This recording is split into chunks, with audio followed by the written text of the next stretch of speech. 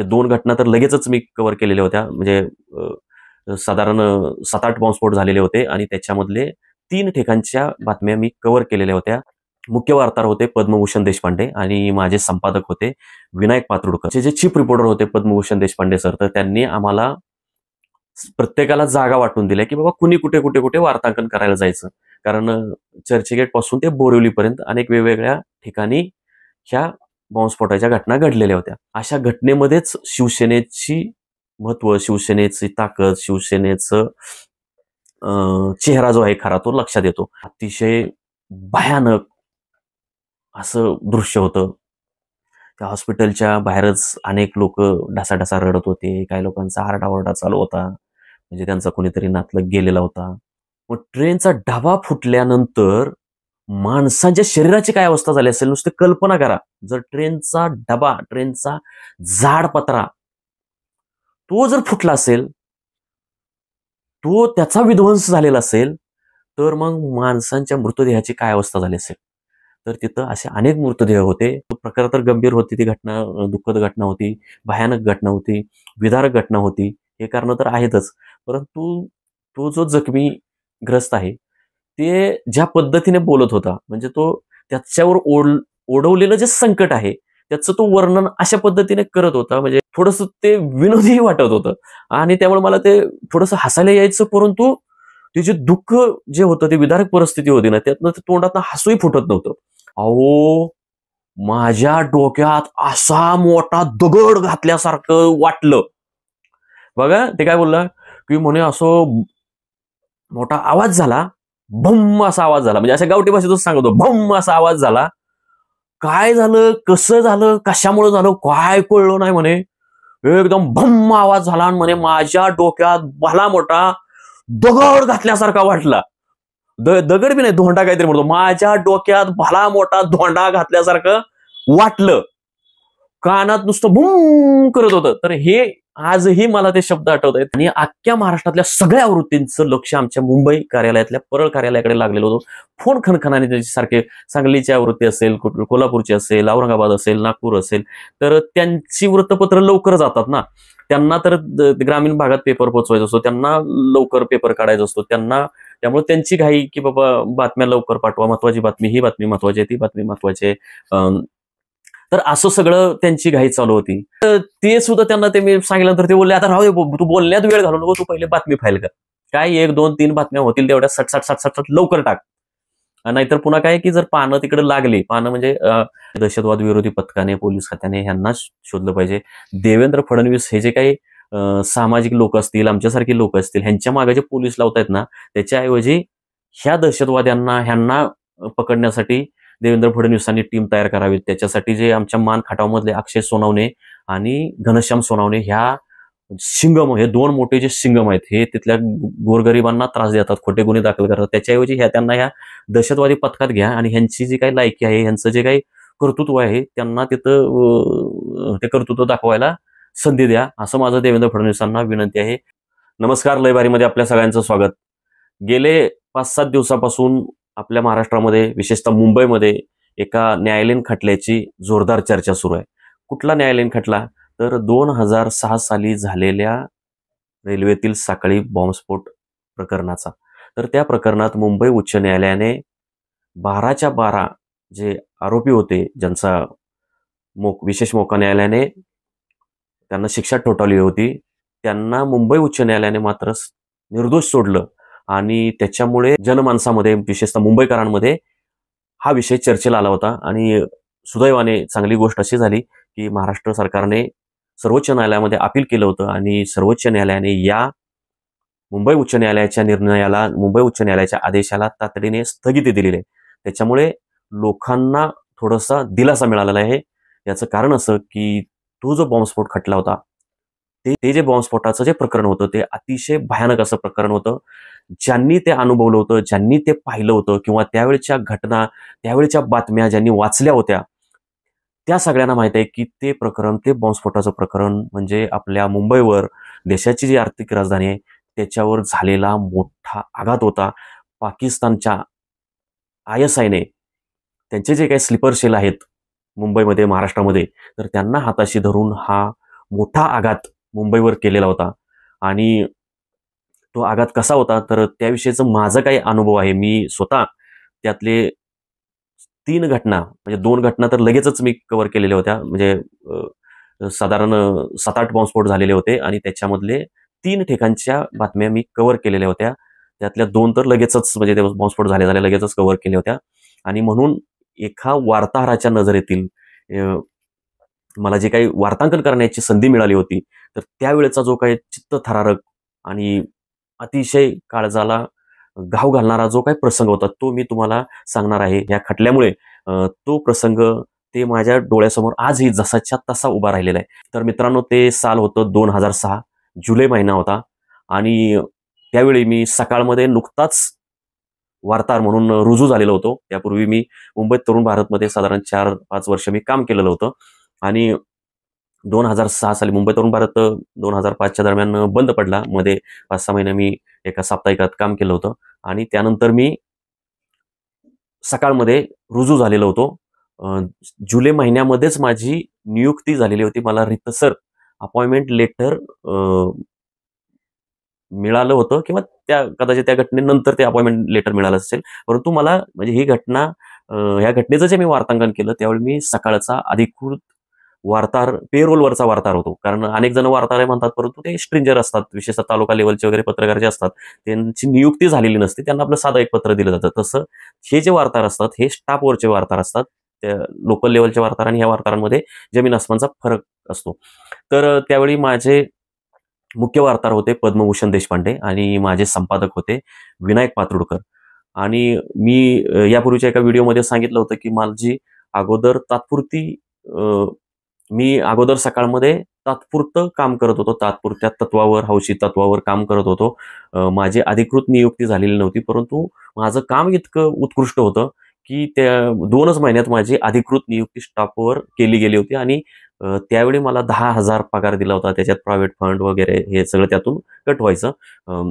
इतरही काही जे काही सरकारी प्रोफेशनल टॅक्स वगैरे ज्या गोष्टी आहेत ते कट होऊन साधारण 8-9 हजार रुपये माझ्या हातामध्ये यायचे. तर त्यावेळीचे 10,000 म्हणजे ते मोठी गोष्ट आहे. आताचे साधारण 30-35-40 हजार असा या रकमेशी तुम्ही तुलना करू शकता. तर त्यावेळी माझी ती नियुक्ती झालेली होती आणि त्यावेळी आमची एकाच वेळी 13 जणांची नियुक्ती झालेली होती. त्यामधले जे नावं आहेत ते आज अनेक मोठमोठ्या ठिकाणी आहेत. म्हणजे अलका दुक्कर आहे, त्याच्यानंतर मंगल हनवते जे आता लोकसत्तामध्ये आहे, त्याच्यानंतर श्रुती डेगवेकर TV9 ला अँकर आहे, कविता राणे ती ABP माझाला अँकर आहे. तर ही मंडळी, त्यानंतर एक केतकी जोशी म्हणून त्या मॅडम एक होत्या आमच्यासोबत. त्यानंतर मला वाटतं झी 24 तासला होत्या, IBN लोकमतला होत्या, आता कुठे आहेत मला माहित नाहीत. तर हे असे आम्ही 13 जणांची एकाच दिवशी भरती झालेली होती. आणि आमचं त्यावेळी ट्रेनिंगचं म्हणजे आम्हाला थोडंसं मार्गदर्शन करणं, बातम्या कसं लिहिणं वगैरे, ज्यांनी सकाळमध्ये काम केलेलं आहे, सकाळमध्ये नोकरी केलेली आहे, तर त्या सगळ्यांना माहिती आहे की सकाळमध्ये पत्रकारांना जे ट्रेनिंग दिलं जातं, प्रशिक्षण दिलं जातं, हे कुठल्याही विद्यापीठात दिलं जाणार नाही. इतकं उत्कृष्ट दर्जाचं प्रशिक्षण हे सकाळी वृत्तपत्रात दिलं जातं. आणि भरती केल्यानंतर पहिले 4-5 दिवस चांगल्या प्रकारचं मार्गदर्शन आयोजित केलं जातं. तर तशा पद्धतीचं काहीतरी एक मीटिंग त्या दिवशी झालेली होती सकाळच्या ऑफिसमध्ये. आणि मला वाटतं पुण्यावरून आमचे त्यावेळचे मुख्य संपादक आनंद आगाशे आणि पुणे आवृत्तीचे संपादक कुलकर्णी, तर ते इथं आले होते. त्याच्यानंतर आमचे इथले संपादक जे होते विनायक पात्रुडकर, जे आता उपमुख्यमंत्री एकनाथ शिंदे यांचे माध्यम सल्लागार आहेत, ते आमचे संपादक होते. आणि जसं सांगितलं तसं आणि आमचं जे एकदम निकटचे ज्यांना आमचं रिपोर्टिंग होतं ते आमचे पद्मभूषण देशपांडे, जे आता प्रहारचे संपादक झालेले आहेत. त्याच्या अगोदर पुण्यनगरीला होते आणि नंतर ते ज्यावेळी सकाळमध्ये मुख्य वार्ताहर ते होते, त्यानंतर ते सकाळचेही संपादक काही वर्षानंतर झाले होते. तर साधारण 6ची वेळ होती. 6ची वेळ ही वृत्तपत्र सृष्टीतल्या लोकांना माहिती आहे की बातम्या फाईल करण्याची अत्यंत धावपळीची ती वेळ असते. म्हणजे जो वार्ताहर आहे तो दिवसभरातून फिरून आलेला असतो, त्याने काही बातम्या घेतलेल्या असतात आणि मग त्याला ते बातम्या सबमिट करायची घाई असते. आणि वृत्तपत्र कार्यालयामध्ये त्यावेळी प्रचंड धावपळ सुरू असते. तर ती साधारण 6-6:30ची वेळ असेल मी शैक्षणिक वार्ताहर म्हणून मला त्यावेळी नियुक्ती दिलेली होती. मुंबई विद्यापीठ असेल, शासनाचं उच्चतंत्र शिक्षण खातं असेल, शालेय शिक्षण खातं असेल, तर ह्या खात्याशी निगडीत बातम्या देण्याची माझी जबाबदारी होती. आणि तो जुलै महिना होता. जुलै महिना हा शैक्षणिक वर्षाच्या सुरुवातीचा महिना असतो आणि त्यावेळी त्या काळामध्ये शिक्षण क्षेत्रात प्रचंड मोठ्या घडामोडी होत होत्या. सीबीएसई, आयसीएसई आणि एसएससी ह्या तिन्ही बोर्डातील मुलांना 11वी मध्ये एकत्रित कसे प्रवेश द्यायचे यावरून मोठं वादंग सुरू होतं. त्याच्यावरून मुंबई उच्च न्यायालय, सर्वोच्च न्यायालयात खटले दाखल होत होते. त्याच्यात नंतर तर त्यावेळेचे शिक्षण मंत्री वसंत पुरके यांचं करिअरही बाद झालं. ते उद्ध्वस्त झाले त्या सगळ्या वादातून. असं अतिशय महत्वाची जबाबदारी मला त्यावेळी माझ्याकडे होती आणि त्यावेळी माझ्या बातम्या ह्या अख्ख्या महाराष्ट्रात गाजायच्या. म्हणजे माझे लोक आजही नाव काढतात की शैक्षणिक क्षेत्रातला अत्यंत अभ्यासू आणि तळागाळात जाऊन बातम्या काढणारा पत्रकार म्हणून आजही मला ह्याच नावाने ह्याच माझ्या कामाने ओळखलं जातं. तर अशाच मी काहीतरी त्यावेळी महत्वाची शिक्षणाची बातमी देत होतो आणि ही बॉम्बस्फोटाची घटना घडली. त्यावेळी चॅनल IBN लोकमत त्यावेळी चॅनल आलेला नव्हता. झी 24 तास बहुधा सुरू झाला असेल आणि हिंदी चॅनलचं त्यावेळी मोठं प्राबल्य होतं, हिंदी न्यूज चॅनलचं. आणि त्या बातम्या चॅनलवर आल्या, सगळीकडे गोंधळ झाला. आमच्या कार्यालयातले फोन खणायला लागले. मग आमचे जे चीफ रिपोर्टर होते पद्मभूषण देशपांडे सर, तर त्यांनी आम्हाला प्रत्येकाला जागा वाटून दिल्या की बाबा कुणी कुठे कुठे कुठे वार्तांकन करायला जायचं. कारण चर्चगेट पासून ते बोरिवलीपर्यंत अनेक वेगवेगळ्या ठिकाणी ह्या बॉम्बस्फोटाच्या घटना घडलेल्या होत्या. आणि मग आम्ही हे जे नवीन लोक भरती झालेलो होतो, तर आम्ही लगेच निघालो. बॅग उचलली आमची. बहुधा मी तर बॅगही घेतली नाही, फक्त पॅड घेतलं, जे लिखाणाचं पॅड आहे वार्तांकन करण्यासाठीचं पॅड, पेन घेतला आणि तिथून लगेच मी निघालो. म्हणण्यापेक्षा 5-6 जण आम्ही निघालो होतो. मला जे आता पुसटसे आठवते, तर त्याच्यामध्ये मंगल हनवते, अलका दुपकर वगैरे ही मंडळी असतील. तर मग आम्ही खाली आलो, बस स्टॉपला आलो. तर तुम्हाला सांगतो त्या बॉम्बस्फोट घटनेचा इतका मोठा परिणाम मुंबईवर झाला होता की प्रचंड रस्त्यांवर ट्रॅफिक होतं.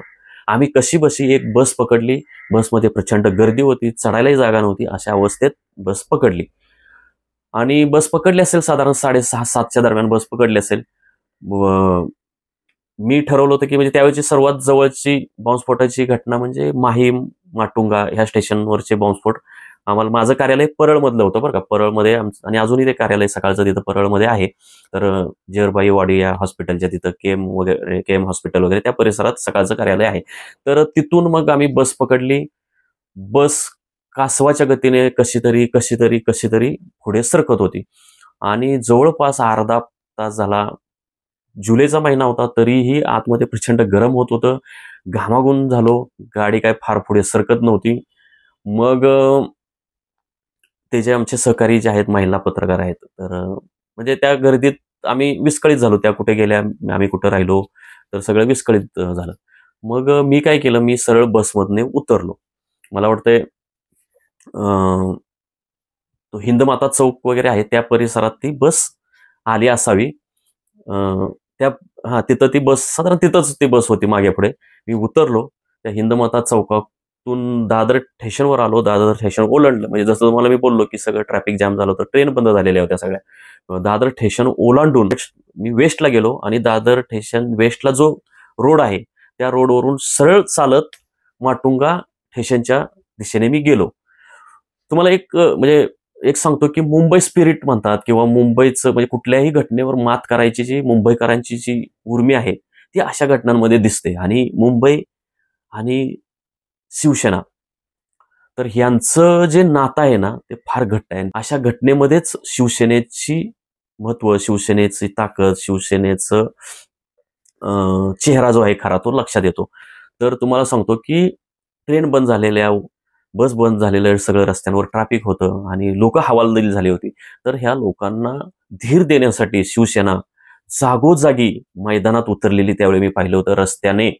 त्यांनी रस्त्याला ठिकठिकाणी म्हणजे छोटे छोटे स्टॉल लावले होते. तर कुणाला पाणी पाहिजे असेल, कुणाला खायला पाहिजे असेल, कुणाला वडापाव पाहिजे असेल, तर अशा पद्धतीची मोफत सुविधा शिवसेनेने ठिकठिकाणी, आणि अनेक ही सामाजिक संस्था होती. पण यात मला शिवसेनेचं आठवतंय आजही चेहरा, ते सगळं आठवत आहेत चेहरे, की विशेषतः महिला वर्ग जो आहे तो त्यांची अशा वेळी फार तारंबळ उडते. आणि जे मुंबईतले मुंबईकर आहेत त्यांना सगळ्यांना माहित आहे की ही जी वेळ आहे 6ची वेळ, 6, 7:30, 7ची वेळ म्हणजे कामावरून घरी जायची वेळ असते. आणि आणि घरी कसे जातात लोक, तर ट्रेनने जातात आणि ट्रेनवरच आघात झाल्यामुळे, लोकल ट्रेनवरच आघात झाल्यामुळे घरी कसं जायचं, हा मोठा प्रश्न, हा मोठं संकट ह्या सगळ्या लोकांवर कोसळलेलं होतं, महिलांवर कोसळलेलं होतं. तिला बिचाऱ्या आपल्या घरी जाऊन तिचं कुटुंब असतं, तिचे मुलं असतात, त्यांना जेवण बनवायचं असतं, ही चिंता असते. आणि मग अशा परिस्थितीमध्ये घरी जाता येत नाही, पोटात अन्न नाही. आणि त्यावेळी तुम्हाला सांगतो की मोबाईल बंद झाले होते. म्हणजे त्या घटनेचा इतका परिणाम झाला की मोबाईलही लागायचे नाहीत. त्यामुळं संपर्क साधणं कठीण झालेलं होतं. अनेक लोकांना, म्हणजे कुटुंबियांना माहीत असायचं की बाबा आपली आई, आपले वडील, आपले भाऊ, आपला मुलगा हा ह्याच वेळेला कामावरून घरी येत असतो. आणि जो काही ट्रेनचा अपघात झालाय, ट्रेन्समध्ये बॉम्बस्फोट झालेले आहेत, त्याच्यात तो तर सुखरूप आहे की नाही, त्याचा तर बळी गेला नाही ना. तर असे चिंताग्रस्त असणारी लोकांची संख्या ही लाखोमध्ये होती. म्हणजे आता जे त्या बॉम्बस्फोटामध्ये मृत झालेली जी लोक आहेत, त्यांची संख्या काय 180-85 जी सांगितली जाते. परंतु त्या घटनेने हादरलेली जी लोक होती, अख्खे मुंबईमधले करोडो लोक, देशभरातली लोक, महाराष्ट्रातली लोक हादरलेली होती. आणि मुंबईकरांना, प्रत्येक मुंबईकरांना हे असे बाबा माझा नातलग, माझं कुणी घरातलं ह्याच्यात अडकलेलं नाही ना, म्हणून त्याची चिंता वाढलेली होती. फोन लागत नव्हते, संपर्क होत नव्हता. आणि जसं सांगितलं तसं ती गर्दीची वेळ होती. म्हणजे ते जे अतिरेकी आहेत ना, त्यांनी ते ठरवूनच गर्दीची वेळेतच ते जे बॉम्ब आहेत, ते बॉम्ब ट्रेनमध्ये जिथं वर बॅगा ठेवतो आपण ट्रेनमध्ये, तर त्या बॅगा ठेवायच्या ठिकाणी ते बॉम्ब ठेवले होते. आणि मला जे आठवतंय ते बहुधा कुकरमध्ये ठेवले होते की मोकळे ठेवले होते, हे मी नक्की सांगू शकत नाही. क्राईम रिपोर्टर त्यातले जास्त सांगू शकतील. तर ते वर ठेवले होते, जिथं बॅगा ठेवतात तिथं ते बॉम्बस्फोट ठेवलेले होते सगळ्याच ट्रेनमध्ये. आणि ते साधारण एकाच वेळी, म्हणजे 5-10 मिनिटाच्या फरकाने हे सगळे बॉम्बस्फोट होत होत होत होत गेलेले होते. म्हणजे त्याला टायमरही लावलेला होता. तर मग बांधवांनो, तर मग मी चालत चालत अशा पद्धतीने दादर पासून ते माटुंग्यापर्यंत आलो. माटुंग्याच्या तिथं तर प्रचंड गर्दी होती. माटुंगा स्टेशनच्याच तिथं मागे पुढे त्या ट्रेनमध्ये बॉम्बस्फोट झालेला होता. तर मग मला वाटतं तिथं तोपर्यंत मला 7:30 किंवा 7:45 वगैरे वाजले असतील. तर पोलिसांनीच ते सगळं एरिया जो आहे तो बॅरिकेड्स लावून वगैरे तो हे केलेला होता. आणि तिकडं कुणाला जाऊ दिलं जात नव्हतं. आणि ती घटना घडल्यानंतर मला वाटतं मी साधारण पाऊण तास ते तासाभरात तिथं मी पोचलेलो होतो. तिथं अन्य कोणी पत्रकार आलेले कोणी दिसत नव्हते, किंवा अगोदर जर येऊन गेले असतील तर मला माहित नाही. तर पोलिसांनी सगळं ते जो एरिया आहे, तो भाग आहे, तो सगळा क्वारंटाईन केलेला होता. ट्रेनचा डबा, म्हणजे काय उदाहरण देता येईल की एखादं, म्हणजे जो मुंबईकर जो आहे त्याचं त्या उपनगरी रेल्वेवर फार प्रेम असतं. तो रोज त्या रेल्वेने प्रवास करत असतो. आणि मी सुद्धा, म्हणजे माझे मुंबईत पाऊल टाकल्यापासून आजही हे जे मुंबईच्या उपनगरीय रेल्वे गाड्या आहेत त्यांच्याशी आमचं नातं म्हणजे जुळलेलं आहे. प्रवासाचं आमचं ते मुख्य साधन असतं. आणि ती जी मी ट्रेन पाहिली डोळ्याने तिथं, खरं तर आम्हाला तिथं कुणालाच, सामान्य लोकांना जाऊ दिलं जात नव्हतं. परंतु पोलिसांना मी सांगितलं की मी पत्रकार आहे आणि मी सकाळ दैनिकातून आलेलो आहे. त्यावेळी मी आय कार्ड सुद्धा दाखवलं. आणि त्यावेळी पत्रकारांना फार मोठा मान होता बरं का, पत्रकारांना सन्मान होता. सकाळ दैनिकाची, सकाळ असेल, लोकसत्ता असेल, महाराष्ट्र टाइम्स असेल, लोकमत असेल, तर ह्या दैनिकांना तर प्रचंड मोठा सन्मान होता. आणि त्या काळात ज्यावेळी मी तिथं वार्तांकन करायला गेलो होतो, त्यावेळी तो काळ तर सकाळ, लोकमत, महाराष्ट्र टाइम्स आणि लोकसत्ता, तर ह्या 4-5 मुंबईतील आणि महाराष्ट्रातील आघाडीची दैनिक म्हणून ओळखला जाणारा तो काळ होता. त्याच्यामुळे पोलिसांनी तिथपर्यंत जायला मला संधी दिली. ते बोलले, जा आपण काळजी घ्या मग मी तिथं गेलो. गेल्यानंतर बघितलं तर त्या त्याचं जे छप्पर उडालेलं होतं, जे काही फाटलेला तो भाग होता, तो अक्षरशः बघवत नव्हता. तो जो ट्रेनचा जो डब्याचा जो पत्रा असतो ना, तो इतकाच जाड असतो, परंतु तो असा उद्ध्वस्त झालेला होता. आणि तिथं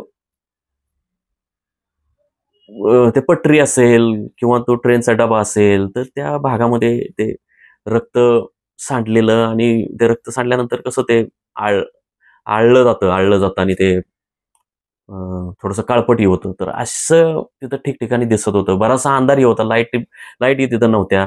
त्याच्यामुळे ते दिसायला बी फारसं दिसायचं बी नाही. तर मग हे सगळं मी तिथं बघितलं आणि एक लक्षात घ्या, की मुंबईची जी यंत्रणा आहे, सरकारी यंत्र असतील, लोकं एकमेकांना मदत करण्याची जी मुंबईकरांची जी वृत्ती आहे, ती तिथं मला दिसून आली, की मी साधारण जसं बोललो, की ती घटना घडल्यानंतर 1 तास, दीड तासामध्ये मी तिथं पोहोचलेलो होतो. परंतु मला तिथं एकही मृतदेह किंवा एकही जखमी माणूस मला तिथं दिसला नाही. का दिसला नाही? तर प्रशासनातली लोकं असतील, म्हणजे पोलीस असतील किंवा रेल्वेचे कर्मचारी असतील आणि जे मुंबईकर आहे, त्या लोकांनी तातडीने ते मृतदेह असतील किंवा जखमी लोक असतील, त्यांना तातडीने हॉस्पिटलमध्ये नेलेलं होतं. म्हणजे बघा 1 ते दीड तासामध्ये एवढी मोठी घटना झाली. पूर्ण मुंबईकर पूर्ण मुंबई हादरलेली आहे. सगळीकडे चिंतेचं वातावरण आहे. परंतु तशा ठिकाणी हे मुंबईकर असतील, शिवसेनेसारख्या संघटनेचे लोक असतील, शिवसैनिक आहे, यांनी रेल्वेचे लोक असतील, आरोग्य क्षेत्रातले लोक असतील, आरोग्य कर्मचारी असतील, यांनी तातडीने तिथले सगळे मृतदेह, जखमी लोक यांना वेगवेगळ्या हॉस्पिटलमध्ये नेलेलं होतं. सरकारी हॉस्पिटल असतील, महापालिकेचे हॉस्पिटल असतील, खाजगी हॉस्पिटल असतील, जिथं जिथं शक्य आहे तिथं लोकांना नेलेलं होतं. ॲम्ब्युलन्सवाल्यांचं कौतुक केलं पाहिजे. म्हणजे ॲम्ब्युलन्स ज्या आहेत त्या खाजगी असतील, संस्थेचे असतील, हॉस्पिटलांचे असतील, ते सगळे ॲम्ब्युलन्सवाले त्यावेळी तातडीनं त्या त्या ठिकाणी जिथं शक्य आहे त्या घटनेच्या ठिकाणी गेलेले होते. अनेक ज्या राजकीय पक्ष आहेत त्यांनी ॲम्ब्युलन्स ठेवलेले असतात. अशा पक्षांनी, अशा नेत्यांनी त्यांची ॲम्ब्युलन्स तिथं पाठवून हे जखमींना तातडीने उपचार मिळायला पाहिजेत ह्यासाठी त्यावेळी धावपळ केलेली होती. आणि गंभीर जखमींची संख्या 500-600 आता सांगितली जाते. पण मला वाटतंय ते 500-600 जखमींची संख्या त्या फक्त त्या माटुंगा आणि माहीमच्या तिथंच ते असेल. तर मग आणि त्यावेळी काय झालं, की माझ्यासोबत एक असाच हौशी माणूस माहीम परिसरातला होता. तर तो तिथं माझी त्याची ओळख झाली. तर मी पत्रकार आहे म्हटल्यानंतर मला थोडंसं तो मदत करत होता. आणि त्याचा मला एक पुढे फायदा झाला. फायदा असा झाला, की पुढचं जे मला वार्तांकन करायचं होतं, ते घटनेत आणखीन खोलात जाऊन बघायचं होतं. त्यासाठी मला ह्याची मदत झाली. कारण तिथं एकही जखमी व्यक्ती नव्हती, घटना कशी झाली, काय झाली हे सांगण्यासाठी तिथं कुणी फारसं अवेलेबल नव्हतं. पोलीस वगैरे जे होते ते लोक अडवण्यात, तेही त्या चिंतेत, त्या सगळ्या वातावरणात घडून गेलेले होते आणि त्यांना प्रश्न विचारणं हे बरोबर नव्हतं. कदाचित पोलीस रागवण्याची शक्यता होती, म्हणून पोलिसांना त्या घटनेविषयी नको विचारायला असं मी त्यावेळी निर्णय घेतला. आणि म्हणजे त्यावेळी जे वार्तांकनासाठीची तातडीची गरज जी हवी होती ती अशी होती, की तिथून म्हणजे जे जखमी लोक आहेत त्यांच्याशी कोणाशी बोलता येईल का, ही घटना कशी झाली हे कुणी सांगू शकेल का, ह्या एक वार्ताहर म्हणून मला ती ओढ लागलेली होती. मग त्यावेळी माझ्या कामाला तो जो माझ्याबरोबर मला जो एक जण भेटला होता, हौशी व्यक्ती जो मुंबईकर आहे, मला वाटतं तो माहीम परिसरात राहणारा होता. तर त्याने मला मदत काय केली, की तो टू व्हीलरवर आलेला होता, दुचाकीवर आलेला होता. आणि मी जसं तुम्हाला बोललो, की ट्रेन बंद झालेल्या सगळ्या रस्त्यांवर ट्रॅफिक होतं. त्यामुळे तुम्ही कुठल्या बसने किंवा टॅक्सीने एका ठिकाणावरून दुसरीकडे तुम्ही जाऊ शकत नव्हता. तर त्याने मला काय केलं, की तो बोलला, "साहेब मी फिरतो तुमच्यासोबत." आणि मग तो बोलला, की "मी माझ्या टू व्हीलरवर आपण जाऊयात. तुम्ही सांगा कुठं जायचंय, मी तुम्हाला घेऊन जातो." मग तिथनं आम्ही माहीमकडे गेलो. माहीमच्या ठिकाणीही तिथं काही फारसं म्हणजे ते ट्रेन वगैरे स्फोट झालेला होता, पण त्याच्या फार काही नव्हतं. त्यामुळे तिथं आम्ही थांबलोच नाही. म्हणजे फक्त ट्रेन बघितली आणि लगेच तातडीने त्या टू व्हीलरवरनं आम्ही सायन हॉस्पिटलला गेलो, जे महापालिकेचं हॉस्पिटल आहे. लोकमान्य टिळक या नावाने ते हॉस्पिटल आहे, परंतु लोक त्याला सायन हॉस्पिटल म्हणतात. तिथं मी गेलो आणि तुम्हाला सांगतो बांधवानो, तिथं गेल्यानंतरचं जे दृश्य आहे, ते तुम्हाला सांगतो बघण्यासारखं नव्हतं. अतिशय भयानक असं दृश्य होतं. त्या हॉस्पिटलच्या बाहेरच अनेक लोक ढासाढासा रडत होते. काही लोकांचा आरडाओरडा चालू होता. म्हणजे त्यांचा कोणीतरी नातलग गेलेला होता. त्यांचा आरडाओरडा चाललेला होता. आम्ही तडक आतमध्ये गेलो, ओपीडीकडे गेलो. ओपीडीतनं आतमध्ये गेलो, एखादा हॉल असतो ना मोठा, तसं तिथं हॉल हॉलसारखा तो परिसर होता आणि तिथं स्ट्रेचर्सवर काही लोकांना स्ट्रेचरवर टाकलेलं होतं. काही लोक म्हणजे ठेवलेलं होतं, टाकलेलं म्हणता येणार नाही, ठेवलेलं होतं.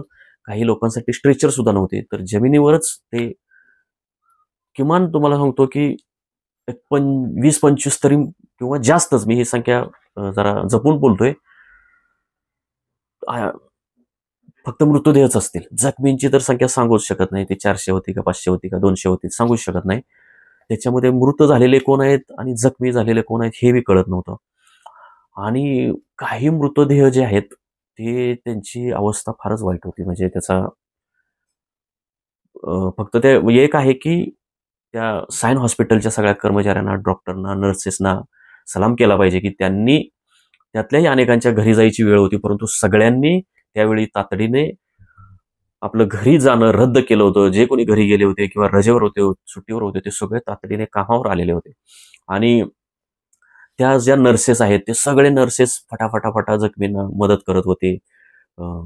ज्यांचे गंभीर मृतदेह होते, म्हणजे त्या बॉम्बस्फोटाच्या तडाख्यात, म्हणजे विचार करा की बॉम्बस्फोट झाल्यानंतर त्या ट्रेनचा जो डबा आहे तो फुटला होता. मग ट्रेनचा डबा फुटल्यानंतर माणसांच्या शरीराची काय अवस्था झाली असेल नुसती कल्पना करा. जर ट्रेनचा डबा, ट्रेनचा जाड पत्रा तो जर फुटला असेल, तो त्याचा विध्वंस झालेला असेल, तर मग माणसांच्या मृतदेहाची काय अवस्था झाली असेल. तर तिथं असे अनेक मृतदेह होते, परंतु नर्सेसनी, त्या आरोग्य कर्मचाऱ्यांनी त्याच्यावर पांढरी कापड वगैरे झाकून टाकली होती. त्याच्यामुळे हे जे काही भयानक मृतदेहांची जे काही अवस्था झालेली होती, त्यांची विटंबना होऊ नये याची काळजी त्या बिचाऱ्या वैद्यकीय कर्मचाऱ्यांनी, नर्सेसनी, डॉक्टरनी घेतलेली होती. आणि जवळपास सगळे मृतदेह तिथं झाकलेले होते तातडीने. म्हणजे कल्पना करा, विचार करा की आपली आरोग्य सेवा आहे, त्यांनी किती तातडीने त्या मृतदेहांना असतील किंवा जखमींना असतील तर त्यांच्यावर जे काही उपचार करायचे ते किती तातडीने केले होते, किती त्यासाठी त्यांनी मेहनत घेतलेली होती. आणि जनरली कसं आहे की अशा घटनांविषयी माहिती विचारण्यासाठी आम्ही पत्रकार हे जे अधिष्ठाता असतात, डीन असतात, तर त्यांच्याकडे आम्ही जात असतो. तर तुम्हाला सांगतो तिथं डीन, मला आठवत नाही आता की कोण त्यावेळी कोण होतं तिथं, त्यांचं नाव. तर ते स्वतः डीन सुद्धा त्यांच्या केबिनमध्ये नव्हते, तर ते स्वतः ओपीडी मध्ये असतील किंवा ऑपरेशन थिएटरमध्ये गेले होते. त्यांनाही फोन येत असतील अनेक राजकीय नेत्यांचे वगैरे. मला वाटतं त्यांनी स्वतःही फोन मगाशी बोलतो, फोन लागतच नव्हते मुळातच. सगळे त्यावेळी फोन का बंद झाले हे नंतर त्याच्यावर बरीचशी चर्चाही झाली की बाबा फोन का बंद झाले. शासनाने फोन कंपन्यांवर त्यावर नाराजी व्यक्त केलेली होती की लोकांना निरोप देण्याचं ते तातडीचं साधन संकट काळातलं होतं आणि त्याच वेळी फोन लागायला अडचणी येत होत्या. तर मग तुम्हाला सांगतो की तिथं मी आतमध्ये त्या हॉलमध्ये फिरलो. कुणी त्या स्ट्रेचरवर कुणी विवळत होतं, कुणी रडत होतं, कुणी आपल्या वेदना तशाच दाबून धरत होतं, कुणी आपला पाय पाय हातात धरून बसलं होतं, कुणी हात हातात म्हणजे जिथं हात दुखतोय तिथं दुसऱ्या हाताने हे करत बसलं होतं, कुणी बेशुद्ध अवस्थेत होते. तर असं ते सगळं अत्यंत विदारक चित्र होतं. आणि मला आठवतंय की मी त्यावेळी खरं तर त्या लोकांना आपण काय मदत करू शकतो, काय मदत करता येईल का, असं आपल्यालाही वाटायचं. परंतु जी काही त्यांना मदतीची गरज होती ती त्यावेळी तिथं झालेली होती.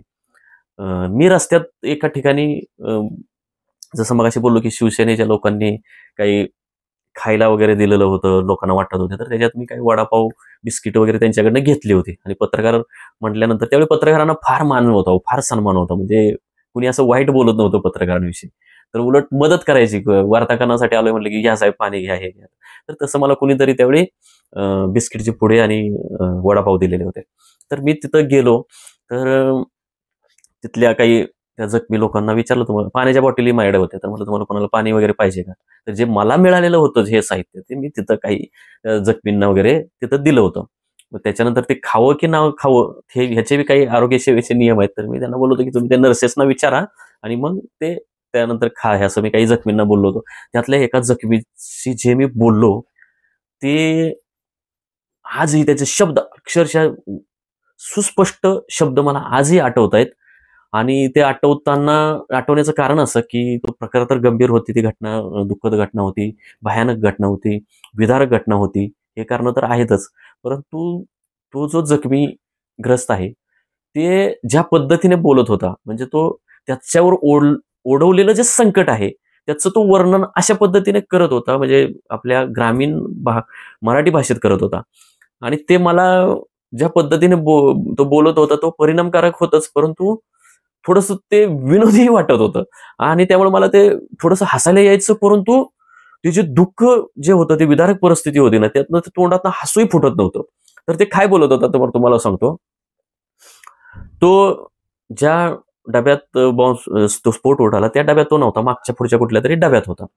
परंतु ते किती भयानक स्फोट होता ते त्याचं त्याने मला वर्णन सांगितलं होतं. बराच वेळ मी त्यांच्याशी बोलत होतो आणि बहुधा तो ग्रामीण कुठल्या भागातला होता, आमच्या सातारा, सांगलीचा होता का कुठला माहित नाही, परंतु ते ग्रामीण भागात बोलत होता. साधारण 55-60 वर्ष, कदाचित जास्त बी त्यांचं वय असेल.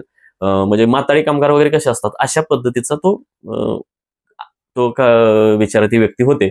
आणि ते मला आणि भरभरून बोलत होतं. म्हणजे त्यांना कसं असतं की पत्रकारांनी अशा ठिकाणी जाऊन जखमींना प्रश्न विचारू नयेत, असे एक संकेत आहेत. परंतु चॅनलवाले वगैरे विचारतात आम्हाला, आणि त्यांना शेवटी बातमीसाठी त्या बिचाऱ्यांना चॅनलवाल्यांनाही विचारावं लागतं. परंतु आम्हाला वार्ताहरांना जरा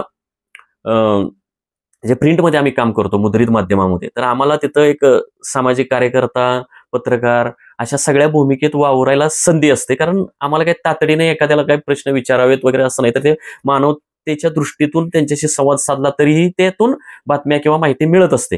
तर त्याच्यामुळे मला काही त्यांच्याशी संवाद साधताना त्यांना मी विचारलं, "बाबा, काका, कुठं लागलंय हो? कसं झालं हो हे?" तर ते जे बोलला ते मला आता, म्हणजे खरं तर मला माफ करा, मला हसू येतंय. परंतु ते त्या वातावरणात ते जे पद्धतीने बोलत होते ते फारच गमतीशीर होतं. ते बोलला, "अहो, माझ्या डोक्यात असा मोठा दगड घातल्यासारखं वाटलं." बघा ते काय बोलला, की म्हणे असं मोठा आवाज झाला, भम असा आवाज झाला. म्हणजे अशा गावठी भाषेतच सांगतो, भम असा आवाज झाला. काय झालं, कसं झालं, कशामुळे झालं, काय कळलं नाही म्हणे. एकदम भम्म आवाज झाला आणि म्हणे माझ्या डोक्यात भला मोठा दगड घातल्यासारखा वाटला. दगड बी नाही, धोंडा काहीतरी म्हणतो. माझ्या डोक्यात भला मोठा धोंडा घातल्यासारखं वाटलं. कानात नुसतं भूम करत होतं. तर हे आजही मला ते शब्द आठवत आहेत. हे त्या माणसाने, त्या जखमीने, त्या मुंबईकराने, त्या कष्टाळू व्यक्तीने, त्या कष्टकऱ्याने, मुंबईतील चाकरमान्याने हे मला त्यावेळी शब्द सांगितलेले होते. आणि तुम्हाला सांगतो, त्याचं हे जे काय त्या बॉम्बस्फोटाचं जे वर्णन आहे, ज्या पद्धतीने त्याने वर्णन केलं होतं, त्यातून तुम्ही अंदाज लावू शकता की त्या स्फोटाचा दणका किती मोठा होता. आणि म्हणजे एक मुंबईकर म्हणून, एक माणूस म्हणून, तर मला ते जे चित्र दिसलं तर ते असं विदारक चित्रच होतं. तर साधारण मग 9 वाजले असतील. तर मग 9 म्हणजे तुम्हाला सांगतो, 9-10, 9 काय 10, 10:30 कदाचित वाजले असतील. बराच वेळ झाला होता. आणि ते जे सगळं बघितलं मी, तिथं तिथं पोहोचायला काही चॅनलवाले आले होते, पण मुद्रित माध्यमाचं फार कोणी आलं नव्हतं. चॅनलवाल्यांनाही ते बूम घेऊन आणि कॅमेरा घेऊन फार कोणी आतमध्ये जाऊ देत नव्हतं. बाहेरून तुम्ही शूटिंग करा बोलत होते, प्रश्न काही विचारू नका वगैरे. लोकांना पॅनिक करू नका, असं त्यांना तिथले कर्मचारी आणि अन्य लोकही सांगत होते. आणि स्वतः ते चॅनलवालेही ही काळजी घेत होते. त्यामुळे बाहेर उभे असणाऱ्या लोकांच्या, त्यांच्या नातलगांच्या, मुंबईकरांच्या बाईट घेणं वगैरे असं ते चॅनलवाले, मला वाटतं एक कुठला तरी चॅनल तिथं पोहोचलेला होता. आणि मी कसं आहे की मी वार्ताहर असल्यामुळे आणि मी थोडंसं त्यांच्याविषयी लवकर आल्यामुळे मी आतमध्ये ती काही ओपीडी आहे जिथं मृतदेह वगैरे, मृतदेहानंतर त्या काय त्याला बोलतात, शवागृहामध्ये शिफ्ट केले असतील. त्याच्यामुळे काही तिथंही होते, कारण ते एवढं वातावरण, म्हणजे किती मृतदेहांना कुठं न्यायचं, जखमींवर उपचार करायचा का मृतदेह, अशा सगळ्या त्या विवंचनेत ते कर्मचारी होते. तर त्याच्यामुळं मला ते सगळं वातावरण तिथलं जे ते जे सगळं भयानकता होती त्या वातावरणातली, ती सगळी डोळ्याने तिथं बघायला मिळाली. आता यानंतर तातडीने कार्यालयात जाणं गरजेचं होतं, कारण जी काही माहिती मिळालेली आहे, जे काही मी डोळ्यानं बघितलेलं आहे, ते मला म्हणजे कार्यालयात जाऊन ते टाईप करून ती बातमी ती माझ्या दुसऱ्या दिवशी ते वृत्तपत्रात दिसणं गरजेचं होतं. आणि जी हातात मिळाली, कुठलाही जो बातमीदार असतो ना, त्याचं बघा, त्याला मिळालेली जी माहिती आहे ती त्याची घाई चालू असते, किंवा हे तातडीनं मला म्हणजे ते बातमी माझ्या हातून ती बातमी लिहून किंवा ते टाईप करून उतरली पाहिजे. आणि मग ते पुढचं त्याच्यावरती त्या बातमीच्या नशिबानुसार त्याला कुठल्या पानावर प्रसिद्ध होईल वगैरे, ते त्याच्या जे नशिबात असेल ते तिथं ती प्रसिद्ध होईल. परंतु माझ्याकडच्या तरी बातम्या तातडीने ते गेल्या पाहिजेत, ही त्या प्रत्येक वार्ताहराची घाई असते. आणि संध्याकाळी 6-6:30 नंतर तर ही घाई त्याची प्रचंड चालू होते. बातम्या द्यायच्या ज्या वेळा असतात ते साधारण 9, जास्तीत जास्त 10 वाजेपर्यंत बातम्या दिल्या जातात. तिथं तर मला त्या हॉस्पिटलमध्येच 10-10:30 झाल्या होत्या. आणि सगळेच वृत्तपत्रांच्या वेळा ह्या घटनेमुळे पुढे गेलेल्या होत्या. मध्यरात्रीपर्यंत सगळेजण काम करत होते. काही जणांनी तर विशेषांक सुद्धा काढलेले होते. तर मग तुम्हाला सांगतो, त्यामुळे म्हटलं हे तातडीनं पहिले मी आता कार्यालयात पोहोचणं गरजेचं होतं. तुम्हाला बोललो तसं एक गोष्ट झाली की मी साईनवरून मला परळला जायचं होतं. त्याच्यामुळे त्या मार्गावर फार ट्रॅफिक नव्हतं, कारण घराकडे जाणाऱ्या मार्गांवर जास्त ट्रॅफिक होतं. इकडं उलट दिशेला फार काही ट्रॅफिक नव्हतं. त्यावेळी मला जे आठवतंय ते, तर मी जसं मगाशी तुम्हाला जे बोललो की माझ्यासोबत तो जो एक जण होता, मला एक जण हौशी व्यक्ती भेटला होता, मुंबईकर भेटला होता, की त्याच्या टू व्हीलरमुळे मला हे फिरता आलं. तर तो मला बोलला, तुम्हाला तुमच्या कार्यालयात सोडतो. आणि त्याच दरम्यान तिथे एक चॅनलवाले सुद्धा आले होते वार्तांकन करण्यासाठी. चॅनलवाले तिथं वार्तांकन करण्यासाठी आलेले होते. आणि मी तिथं त्यांनाही त्यांची घाई सुरू झाली होती. जे काही त्यांना फुटेज मिळालेलं आहे ते तातडीने कार्यालयामध्ये जाऊन त्या बातम्या पहिल्या सबमिट केल्या पाहिजेत. तर मग ते निघायच्या गडबडीत होते. त्यांचं कार्यालय लोअर परेलला होतं, माझं कार्यालय परळला होतं. तर मग मी त्यांना विनंती केली की मी तुमच्या गाडीत येऊ का? ते बोलले, हो चला ना, काही हरकत नाही. मला वाटते त्यावेळी वार्ताहर कोण होते, ते जोशी नावाची मुलगी होती, मला तिचं पहिलं नाव आठवण. तर मग त्यांच्या टीम सोबत मी गाडीमध्ये बसलो. त्यांनी मला माझ्या परळ कार्यालयाच्या खाली मला सोडलं. मी ऑफिसमध्ये गेलो. आमचे कार्यालयात आतमध्ये एंट्री केल्यानंतर आमचे जे मुख्य वार्ताहर आहेत, त्यांची जी बसायची जागा आहे, ते कार्यालयातनं एंट्री केली की तिथूनच ते दिसतात. तर अख्ख्या कार्यालयामध्ये सगळेच जण त्या बातम्या जे काही त्यांना माहिती मिळाली होती, सगळे वेगवेगळ्या ठिकाणी कोणी गेलं होतं, ते तिथं येऊन बातम्या टाईप करत होते. काही जणांनी फोनवरूनच संपर्क साधत होते. पोलीस प्रशासन असेल, तर प्रत्येक जण आपापल्या पद्धतीने वार्तांकन करत होता. सरकारच्या वतीने काही निवेदन जारी केलं असेल, तर हे अशा सगळ्या प्रकारची जी काही माहिती होती, प्रत्येक जण आपापले सगळे त्याच्यामध्ये घडलेले होते. मी गेलो थेट आमचे जे मुख्य वार्ताहर आहेत, पद्मभूषण देशपांडे, त्यांच्यासमोर उभं राहिलं. पहिल्यांदा त्यांनी विचारलं की काय काय कुठं कुठं गेलास आणि काय हे झालं. तर मग मी आपलं ही सगळी कहाणी सांगायला सुरुवात केली. म्हटलं, साहेब, ते मी बसने गेलो होतो, बस काय पुढे जाईना ना. मग मी चालत गेलो. मी माटुंगा स्टेशनला पोहोचलो. अरे, ते बोलले, तू तिथंपर्यंत गेलास का? मी म्हणलं, साहेब, तिथं मी गेलो, आणि नुसतं तिथंच नाही गेलो, तर तिथून मी सायन हॉस्पिटलला जाऊन आलो. सायन हॉस्पिटलमध्ये जी काही मला माहिती मिळाली ती मोठी बातमी आहे. तर बोलले, काय मिळालं? तर म्हणलं, मी माझ्या डोळ्यानं बघितलं, तिथं अनेक मृतदेह बघितले, जखमी लोक बघितले, आणि अनेक जखमींसोबत मी बोललो होतो. मगाशी मी जसं बोललो की ते एका ग्रस्ताशी मी संवाद साधला, तसं आणखीही जखमींशी मी बोललो होतो. परंतु आता त्यावेळेचा संवाद म्हणजे आता ह्या घटनेला झाली जवळजवळ 20 वर्ष झाली, मला एवढा आठवत नाही. तर मी म्हणजे जे जखमी लोक काय काय बोलली, कशा प्रकारचा स्फोट होता, काय होतं, हे त्यांनी जे सांगितलं. तर पण त्यातला हा जो माझ्या डोक्यात जो बसलेला आजही, तर त्या व्यक्तीविषयी मी त्यांना सांगितले, साहेब, ती हेडिंग तेच केलं पाहिजे की डोक्यात धोंडा घातल्यासारखा आवाज आला. तर ते सुद्धा त्यांना मी सांगितल्यानंतर ते बोलले, आता राहू दे, तू बोलण्यात वेळ घालू नको, तू पहिले बातमी फाईल कर.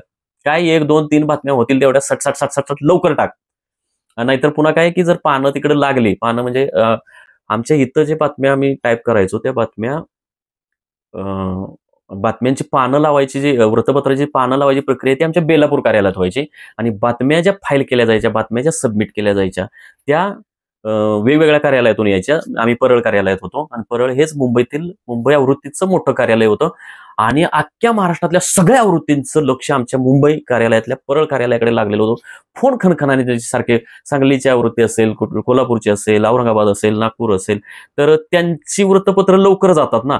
त्यांना तर ग्रामीण भागात पेपर पोहोचवायचा असतो, त्यांना लवकर पेपर काढायचा असतो, त्यांना त्यामुळे त्यांची घाई की बाबा बातम्या लवकर पाठवा, महत्वाची बातमी, ही बातमी महत्वाची आहे, ती बातमी महत्वाची आहे. तर असं सगळं त्यांची घाई चालू होती. आणि मग मी आणि तुम्हाला सांगू का, सकाळमध्ये ना, सकाळ तंत्रज्ञानाच्या बाबतीत सकाळ एवढं कुठलंच मराठीचं वृत्तपत्र ताकदीचं नाही, हे माझं आजही म्हणणं आहे. लोकसत्तामध्येही मी काम केलेलं आहे, पण तंत्रज्ञानाच्या बाबतीत सकाळ एकदम मजबूत होतं. आणि त्यावेळी स्मार्ट फ्लो नावाचं एक सॉफ्टवेअर होतं, परदेशी कंपनीकडनं ते बनवून घेतलेलं सॉफ्टवेअर होतं. आणि त्या स्मार्ट फ्लोची त्यावेळी त्या काळात फार वृत्तपत्र सृष्टीत चर्चा व्हायची, म्हणजे ते किती आकर्षक ते सॉफ्टवेअर आहे.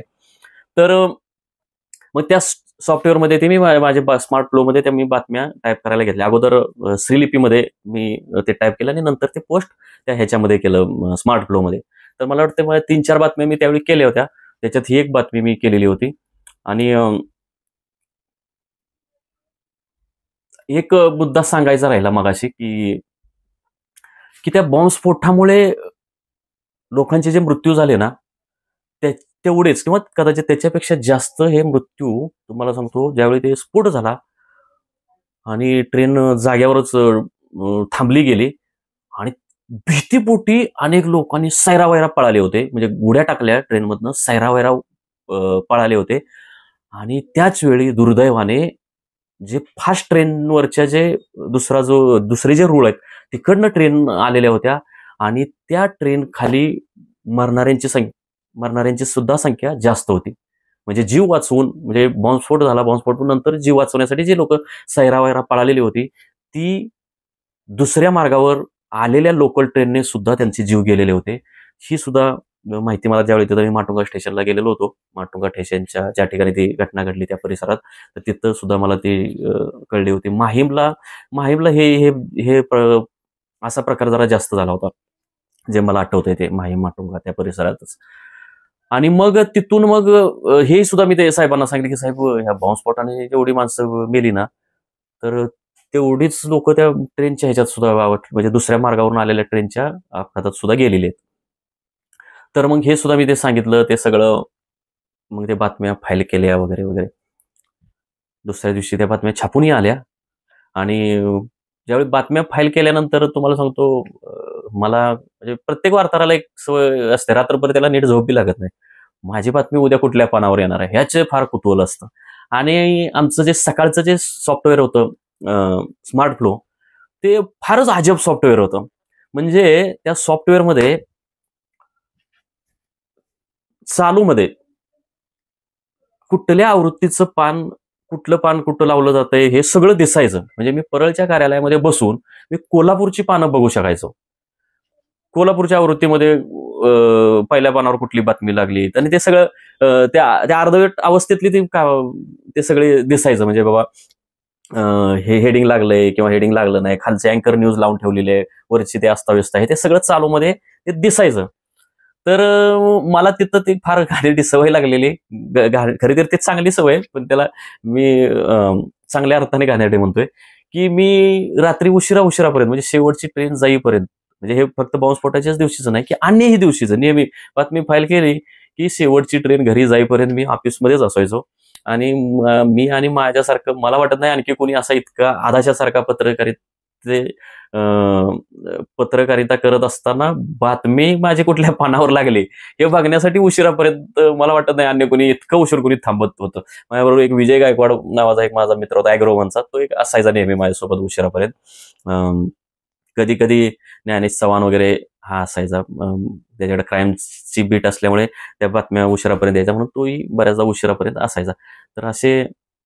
तर त्या दिवशी मी ते वारंवार बघत होतो, आणि अजून काही माहिती मिळते का, अजून काही बातम्या मिळत आहेत का, असा माझा प्रयत्न सुरू होता. मी राहायला त्यावेळी होतो जोगेश्वरीला, म्हणजे मी त्यावेळी विद्यार्थी दशेतच होतो बरं का. विद्यार्थी असतानाच मी इथं पूर्णवेळ पत्रकार म्हणून मी रुजू झालेलो होतो. मी 19व्या वर्षी पत्रकारितेत आलेलो होतो. 4-5 वर्ष मी अगोदर मुंबई तरुण भारतमध्ये काम केलेलं होतं. आणि मी ज्यावेळी सकाळमध्ये होतो त्यावेळी मी होतो 13वीला, म्हणजे ज्यावेळी मी सकाळमध्ये रुजू झालो त्यावेळी मी 13वीमध्ये शिक्षण घेत होतो दादरच्या कीर्ती कॉलेजमध्ये, आणि राहायला मी होतो हॉस्टेलला, जे राज्य सरकारच्या सामाजिक न्याय विभागाचं मागासवर्गीय विद्यार्थ्यांसाठी हॉस्टेल आहे जोगेश्वरीला, महात्मा फुले वसतिगृह. त्या वसतिगृहामध्ये मी राहिला होतो. त्यामुळे माझा नेहमी प्रवास हा दादर ते जोगेश्वरी असा प्रवास चालायचा, असा प्रवास व्हायचा.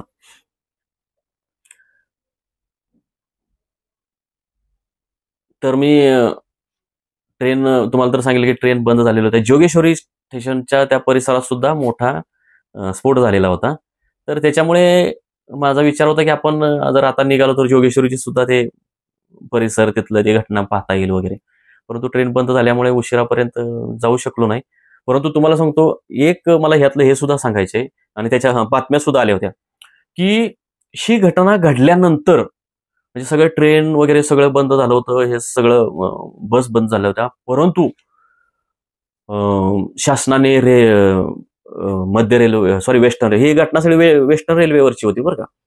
मध्य रेल्वेवरच्या ट्रेन मात्र सुरळीत सुरू होत्या. म्हणजे जरी ट्रेन बंद झाल्या तरी ते वेस्टर्न मार्गावरच्या ट्रेन बंद झाल्या होत्या.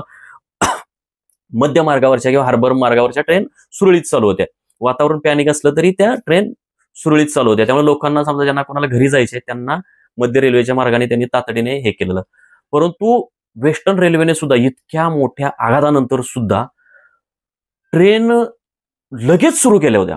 म्हणजे जरी थांबले तरी मला वाटतं रात्री 10च्या दरम्यान मला वाटतं ट्रेन सुरू झाल्या असाव्या. भले त्या विलंबाने धावत असतील, मागे पुढे धावत असतील, वेळ मागे पुढे झाला असेल, परंतु त्यांनी सुरू केल्या होत्या फास्ट मार्गावर. सर्व ज्या स्लो ट्रेन आहेत त्या सगळ्या ट्रेन फास्ट मार्गावर वळवल्या होत्या, आणि लोकांना, जे चाकरमानी आहे, जे प्रवासी आहेत, त्यांना दिलासा द्यायचा प्रयत्न केला होता. त्या सगळ्या मार्गावर उद्घोषणा होत होत्या, या सगळ्या घटनेच्या वगैरे, लोकांना धीर दिला जात होता. आणि मग रात्री मी विलंब झाल्यामुळे ट्रेनला गर्दी प्रचंड होती. त्याच्यामुळे मी ठरवलं होतं की, आणि तशी मला सवय होतीच उशिरापर्यंत बसायचं ऑफिसमध्ये, तर ते मला वाटतं मी रात्री, आणि ते बहुधा त्या रात्री ना म्हणजे 12:30 पावणे 1ला शेवटची ट्रेन जाते. परंतु त्या दिवशी म्हणजे हे नेहमीची मुंबईचे हे वेळापत्रक आहे. परंतु त्या रात्री बहुधा रात्रभर ट्रेन चालू ठेवल्या होत्या रेल्वे प्रशासनाने, लोकांची गैरसोय होऊ नये म्हणून. आणि मग मी रात्री उशिरा कधीतरी गेलो, जोगेश्वरीला गेलो, आणि बराच उशीर झाल्यामुळे तिथून, आणि ते जे जोगेश्वरीचा जो स्फोट आहे तो स्टेशनच्या जवळपास नव्हता, तर तो जरा स्टेशनपासून दूर झालेला होता. तर म्हटलं सकाळी बघूया, त्या रात्रीच्या अंधारात काही दिसणारही नाही. मग दुसऱ्या दिवशी सकाळी मी तिथं जोगेश्वरीच्या ज्या ठिकाणी जो स्फोट झाला त्या ठिकाणी शोधण्याचा प्रयत्न केला.